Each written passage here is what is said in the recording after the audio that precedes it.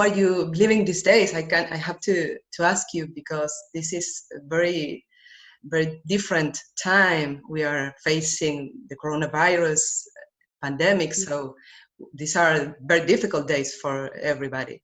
How are you? It's difficult. I'm all right because I have people helping me. I have my daughter next door. I have people delivering food, so I'm okay. But I've never known anything like this in my life. It's extraordinary.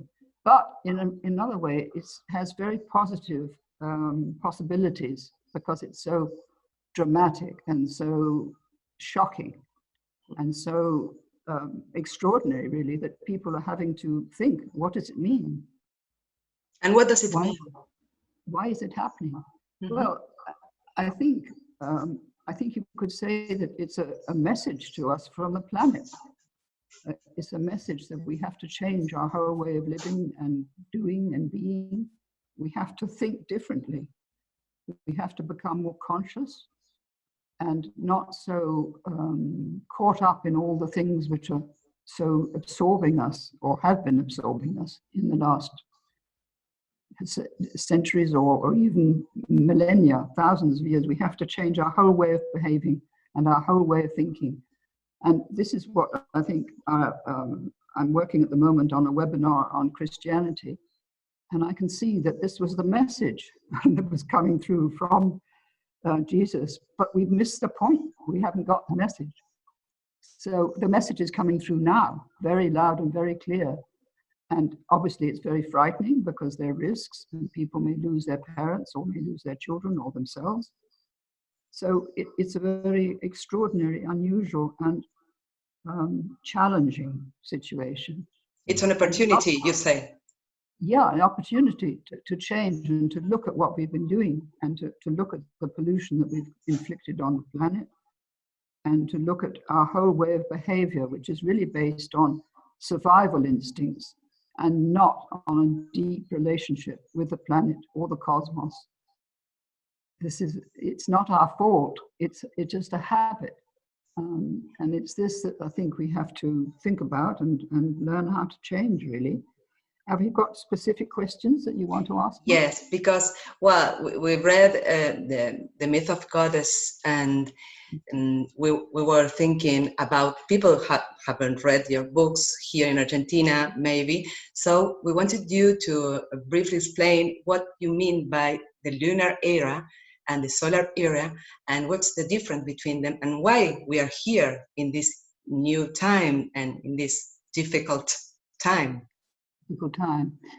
Yes, well, I have another book, which is this one, which I'm going to be reprinted next week. It will be The Dream of Cosmos on the internet.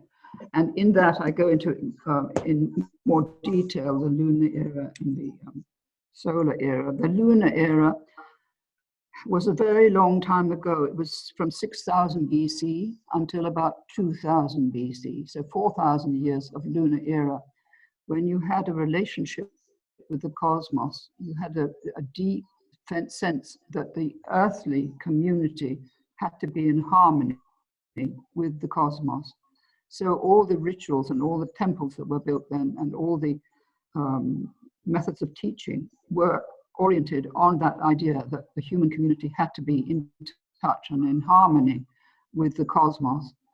And this came through in many teachings, the Hermetic teaching, for instance, and in alchemy later on. The same teaching came right the way through. And also Jesus was teaching the same thing about the kingdom of heaven, that it's all around us, but we don't see it. And therefore we have to change our way of thinking. But the lunar era was mainly presided over by the goddess, the Great Mother. And what was so important about the lunar era was that all of creation came forth from her womb. So there was no separation between the creator and the creation.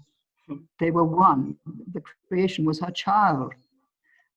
So it's such a lovely metaphor, and it's so different from what we've been taught.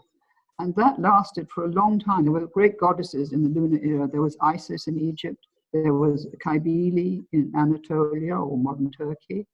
There was Artemis of Ephesus, 3 great goddesses and many others, and Inanna also in Sumer, 4 great goddesses. So they really presided over the cultures of that time, and they gave rise to civilization. And that lasted, as I say, for about, well, more than 7, 8, so about 5 or 6,000 years. And then everything changed around 2200 BC. It started in the Middle East, where all the trouble is now. It started with a great king called Sargon of Akkad, who conquered all the land between the Mediterranean and the Red Sea. So that was a huge sort of thing to do, a conquest. That was the beginning of the idea of conquest. And then you had the Bronze Age with the bronze weapons coming in. So each time a weapon was made, there was an acceleration of warfare. So people, the whole area in the Middle East got into the habit of war. And war started, as I say, around 2200 BC and has continued to the present day with nuclear weapons. We haven't known how to stop this pattern because it's based on, first of all, the need for power on the part of people who are ruling the countries. And secondly, it's based on survival instincts, because if you don't have enough power, then you're vulnerable to being attacked by somebody else, another country or something. So this became a pattern which deeply, deeply imprinted the human psyche all over the world, because it happened in China, it happened in India, it happened in Europe, it happened in the Middle East, in South America. There's no area that hasn't been touched by the thing of conquest, defense, and weapons.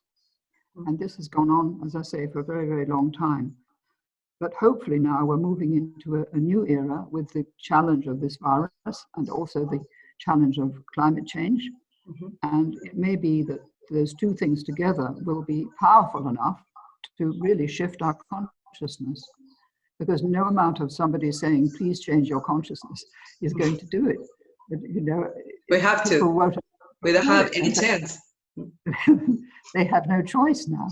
And the virus says, you have to listen, because this is the only way you're going to be made to listen.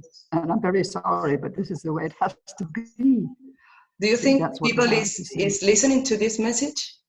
No, nobody. No, I think this is at a very sort of deep level, because it's coming from my understanding of history, my understanding of Jungian psychology, my understanding of the unconscious, the need for the unconscious to be listened to, because this is really a message from the unconscious.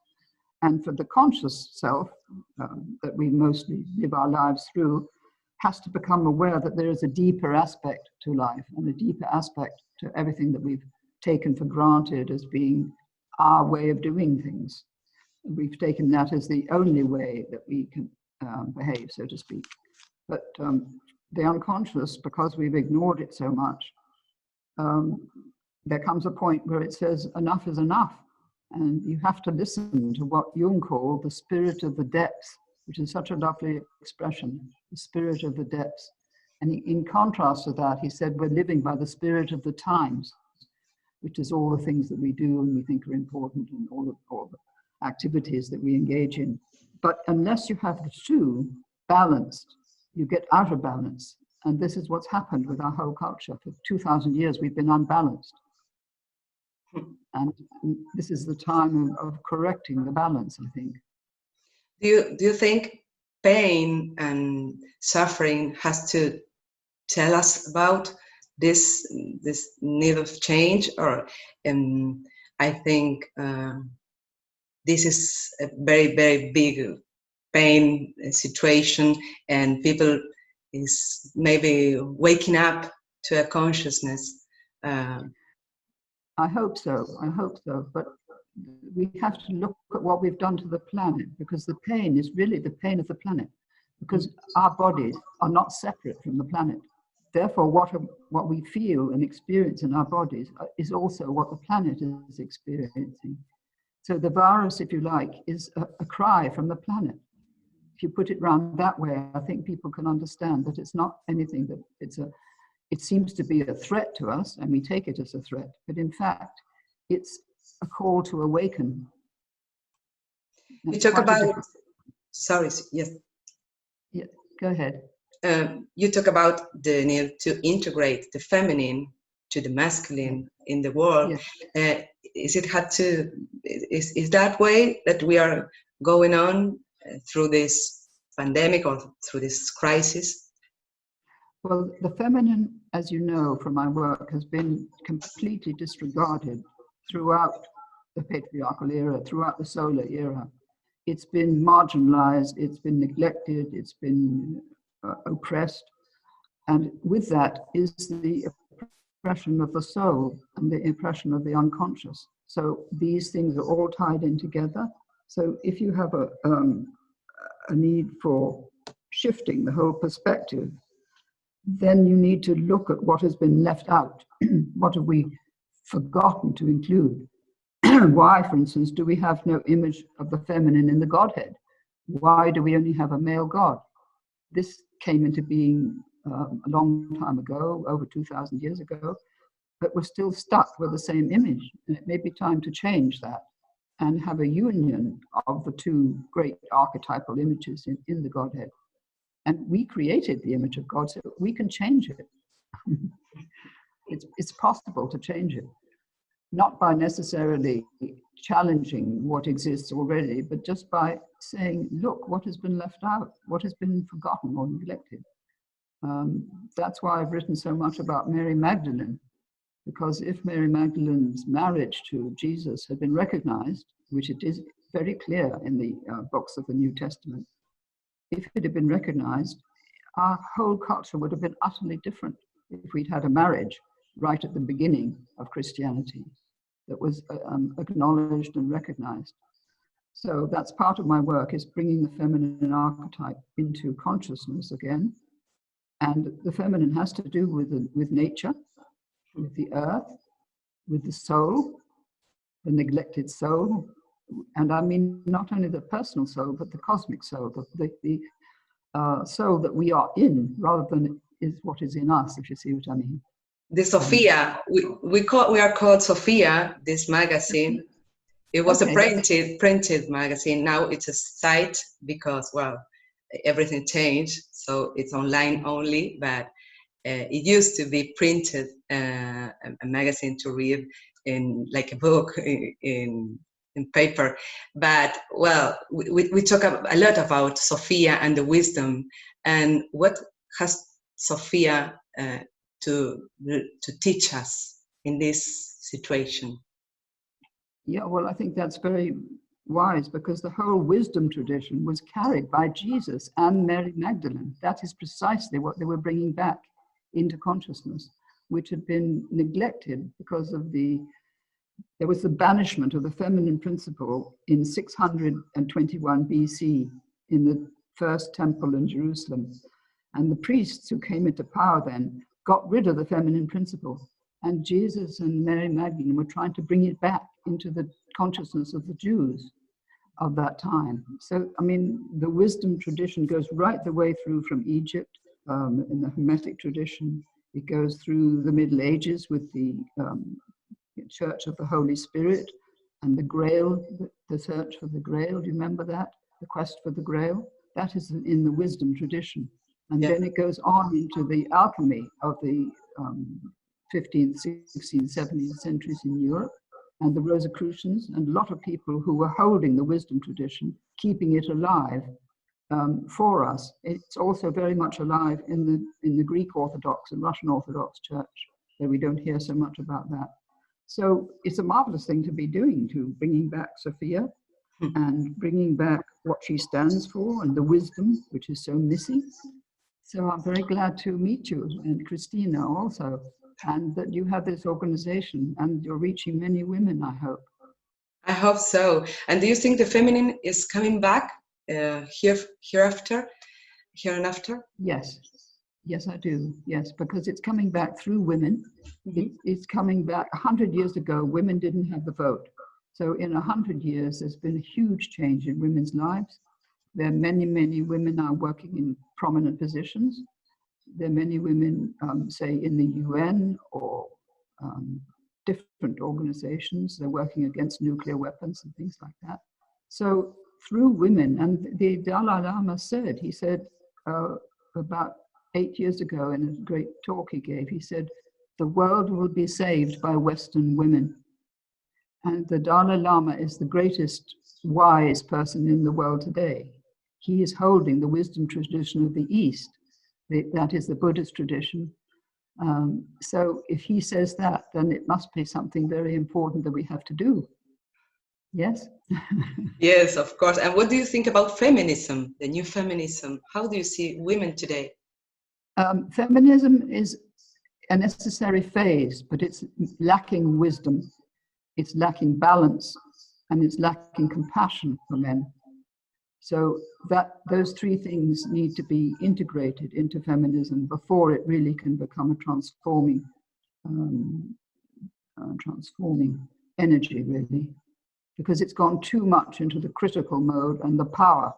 It's copied the male thing of having to have power in order to be of any influence. And you have to balance very carefully if you get into that. What are you doing? Are you just copying what you see all around you? Or are you bringing something new, something wise, something gentle into the whole mixture of our lives? Perfect. And the patriarchy, it's I don't know, it's a time, it's changing the paradigm, and the patriarchy it's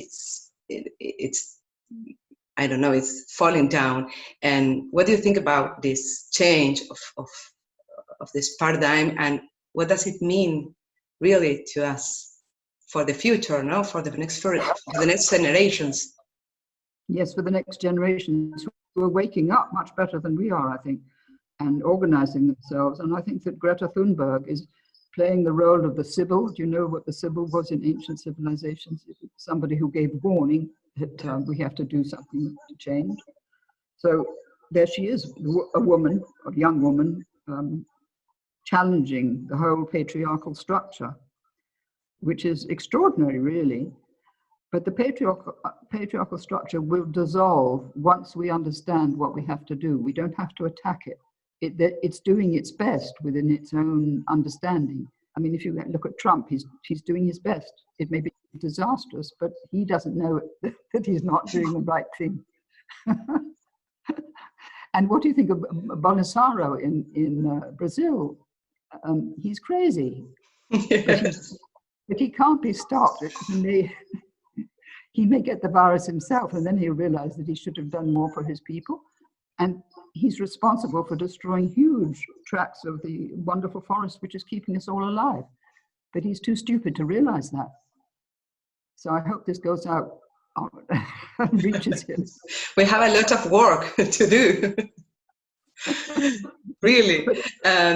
This is personal, and because we know you had a phase, you suffered depression, and I wanted to ask you, how did your own suffering wake you up when you were going through this difficult time, and what can you share with people who is in the same situation and cannot see the light right now? Well, depression is a very strange way of getting you in touch with your soul. Because when you're depressed, you can't do anything. You just sit all day long, miserable and unhappy, crying, or maybe doing worse things to yourself, maybe punishing yourself by not eating enough, anything like that.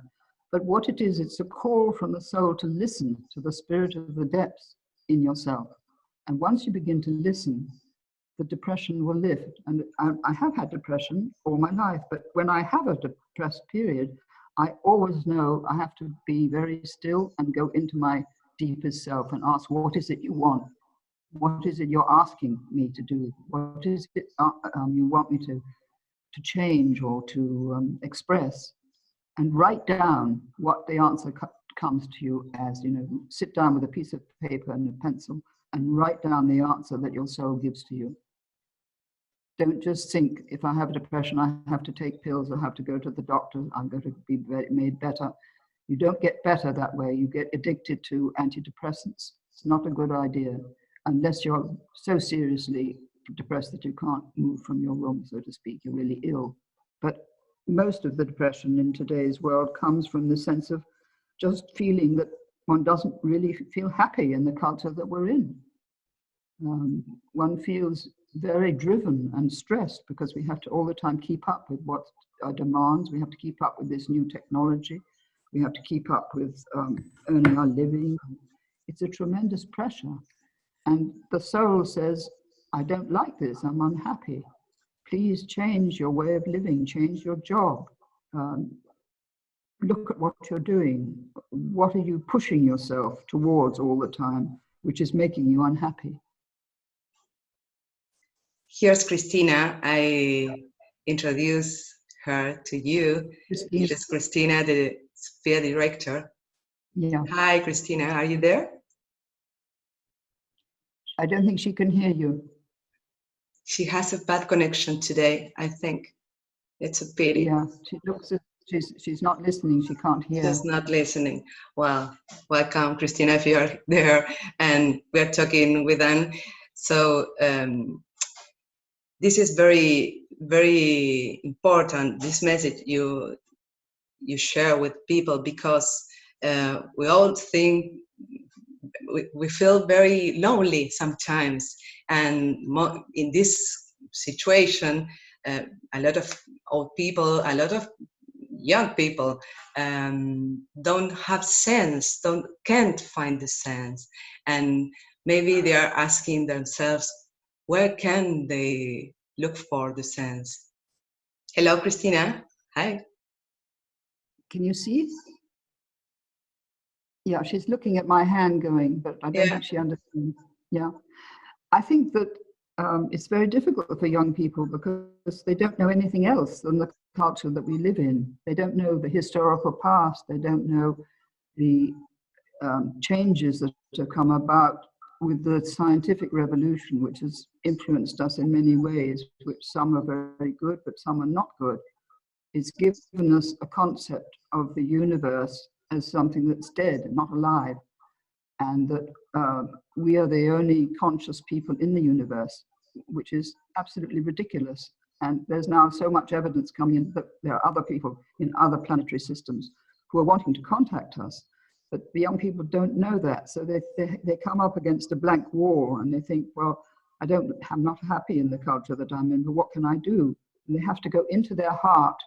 They have to connect with the heart consciously, putting their hand over their heart and breathe deeply 3 or 4 times, and then ask the questions. What is it that you would like me to know? Speak to me. And that puts them in touch with something quite different from the internet or social media or their schoolwork.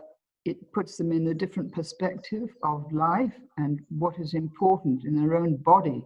It's not only the head, it's this part, the heart, that's most important now, and that has been neglected for centuries because of all the suffering that people have experienced and the wars and the conquests. And you in South America experienced that 5 centuries ago.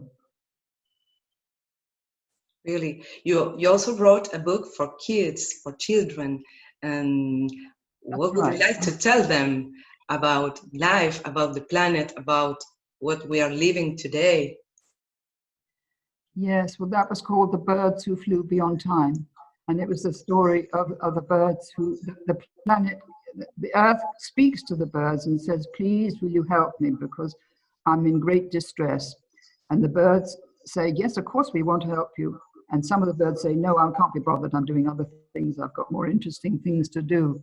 But some of the birds fly off and they have to fly past 7 terrifying mountains which threaten them with death.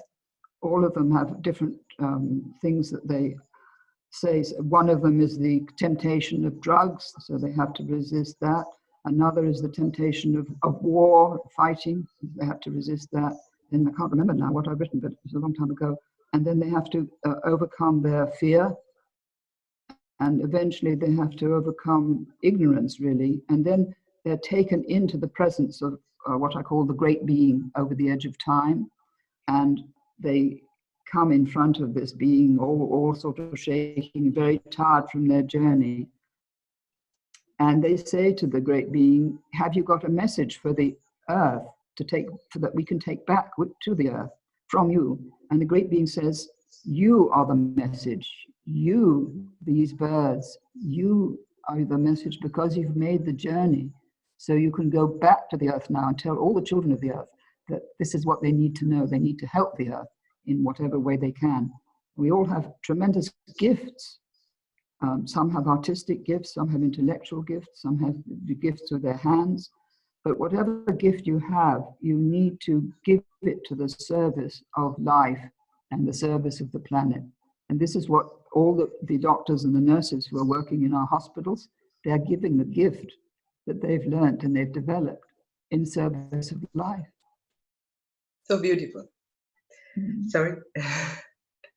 So beautiful.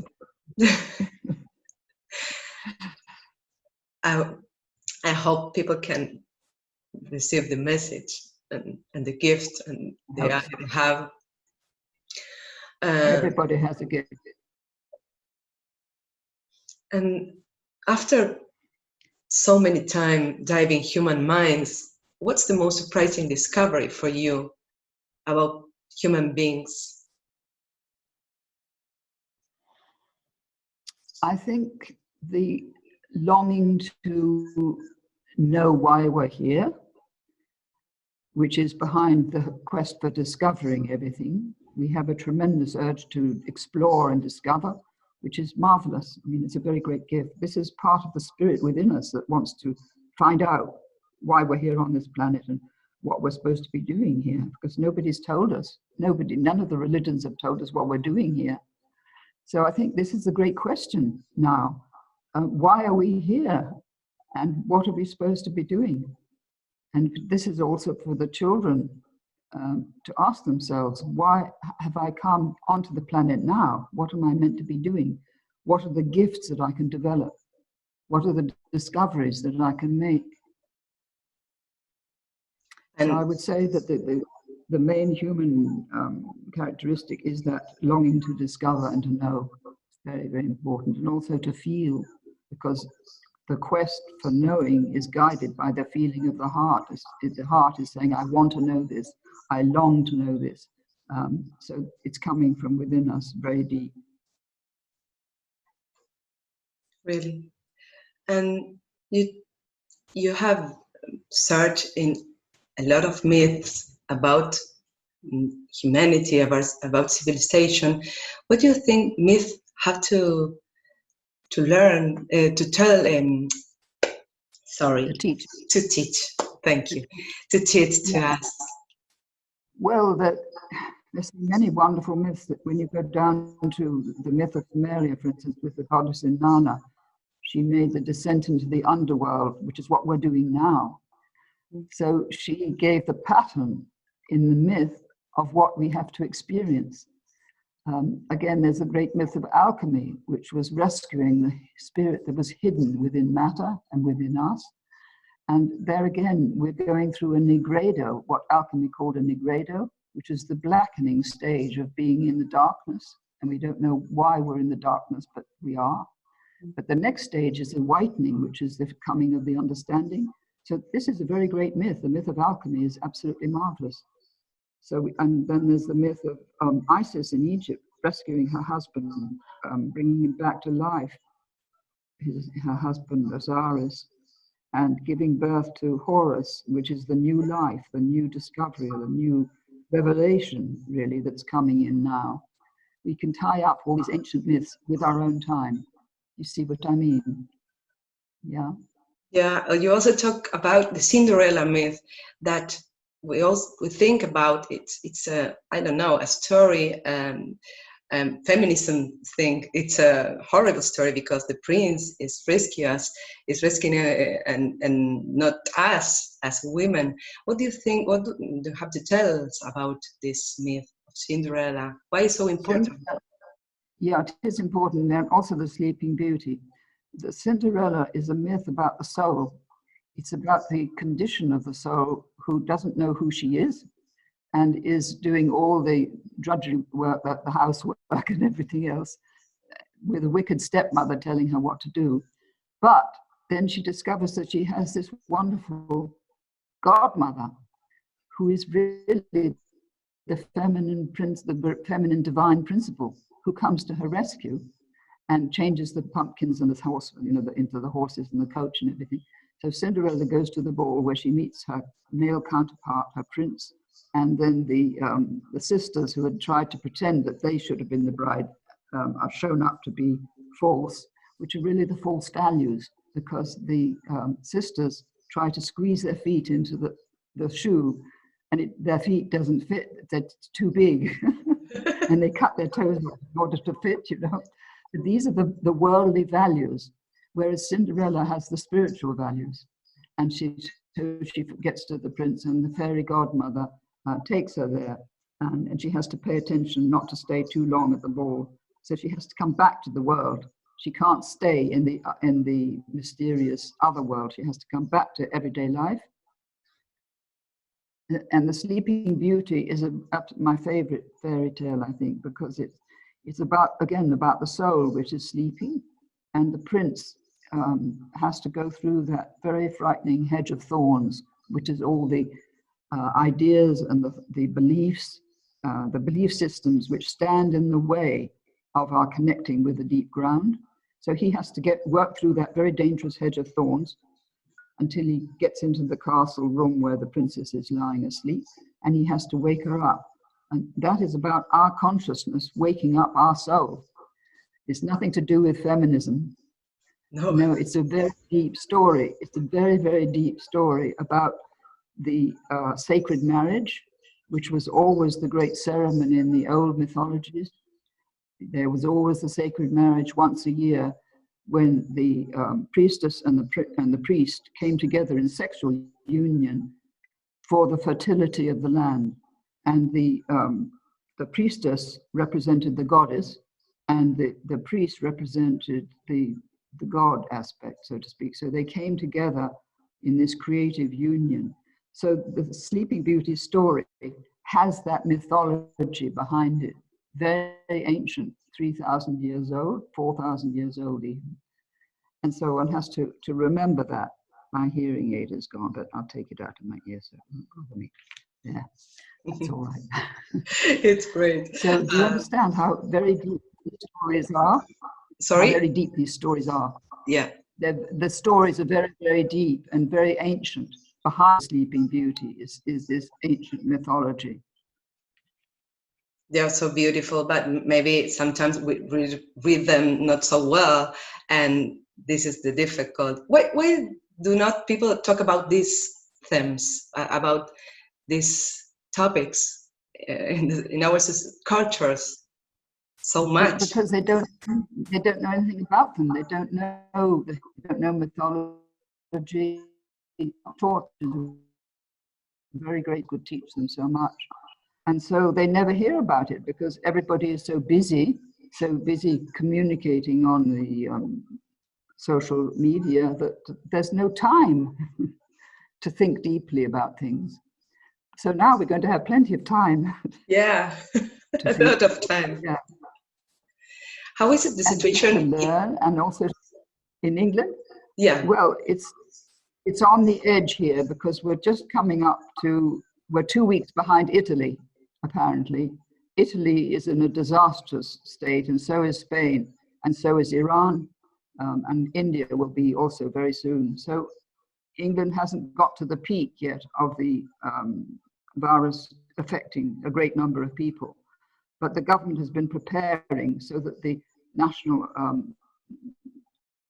Health Service isn't overwhelmed all at once by thousands and thousands and thousands of people needing urgent treatment. So that's why we've been told to all stay in our homes and not go out to shop or anything if we can have food delivered, that as much as possible. And it's very wise. Government Council on Scientific Evidence they know exactly the way it goes. The way it goes up like this, if we don't stop it at a certain level, it gets overwhelming. So I hope you're prepared in Argentina for this as well. In May. Because this is quite new. For governments never had to think about this at all, ever. So this is a new situation. it did exist 100 years ago with what was called the Spanish flu, but they couldn't do much then because they hadn't got ventilators and they hadn't got the treatments that they can give them nowadays.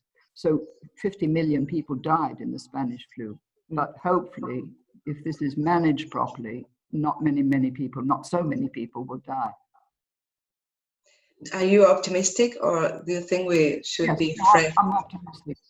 I think we'll get through it, and we'll learn a lot from it, both in the medical sense and in the virus, how the viruses are transmitted and everything. And also, have you noticed how it's bringing us together, how all our scientists are in touch with the scientists in China and in touch with scientists in different countries? They're all comparing notes, and they're all saying, what did you do at this stage, and what should I do now?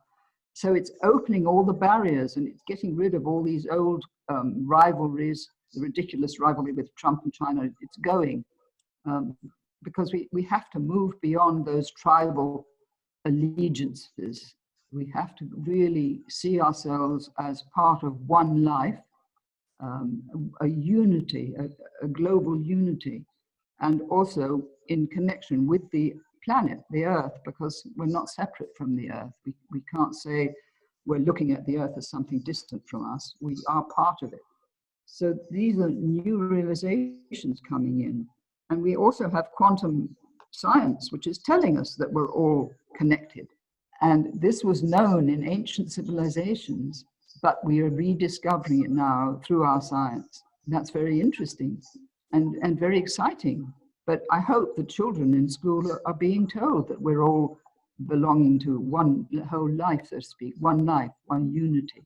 And we're all separate, interconnected parts of that one life.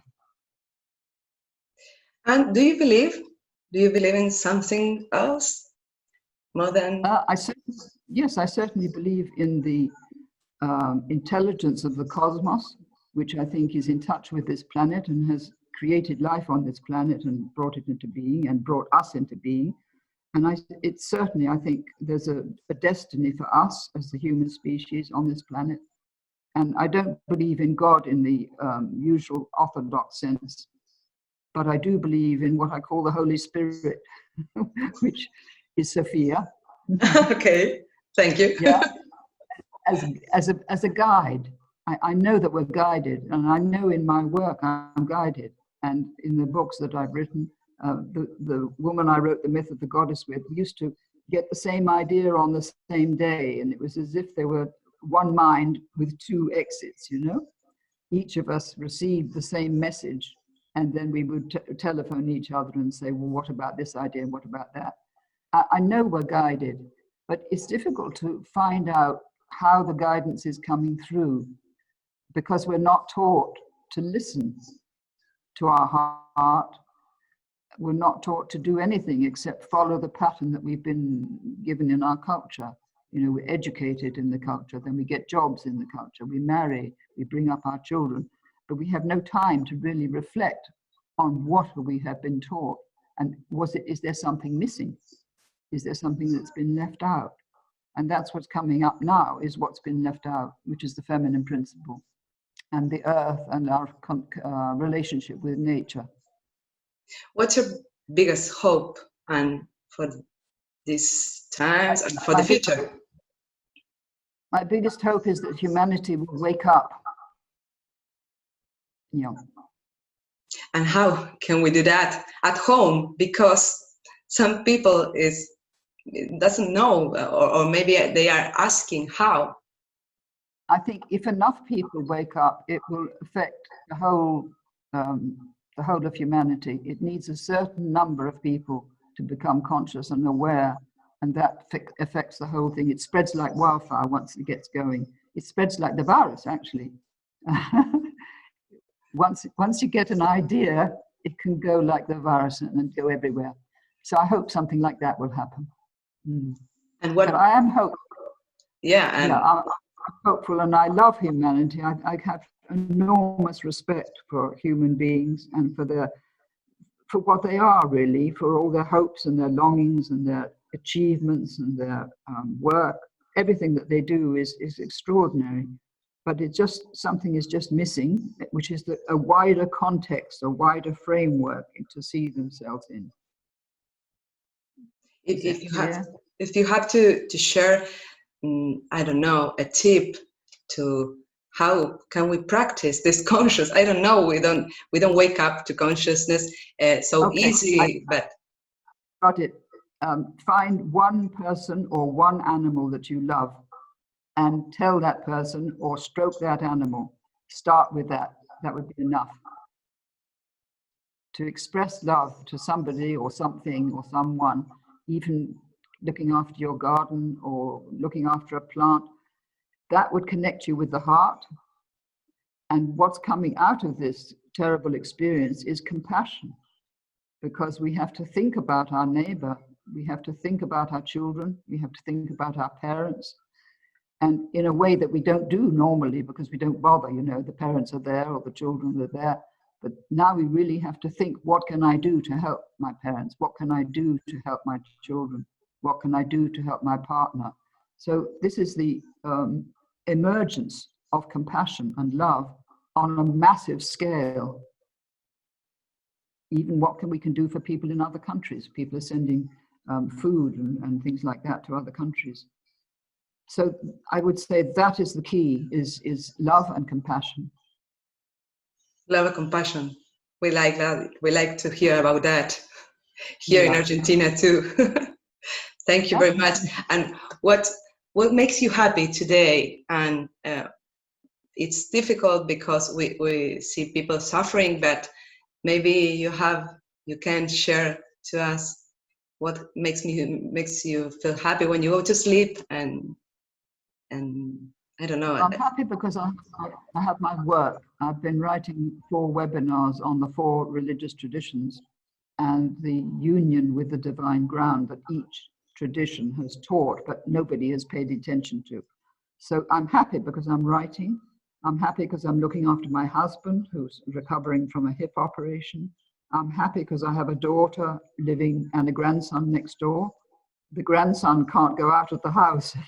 He's 24, so he's very frustrated. And my daughter is trying to run a riding school, but she has to close down because there's no people coming to ride. So she's very worried. But it'll pass. It will pass. As the Chinese Taoists say, everything passes. Well, thank you very much. And it was a pleasure to talk with you. Yeah, thank you very, very much. Okay, no, thank you. Goodbye. Okay, and good luck. And thank you. You too. Yeah. Thank you very much. Well.